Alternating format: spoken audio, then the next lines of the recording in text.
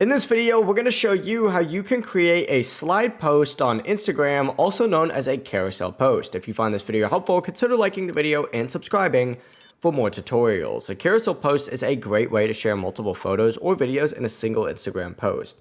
To get started, go ahead and open up the Instagram post and tap the plus icon in the bottom of the screen and simply choose post. It should automatically be on this from all the options given.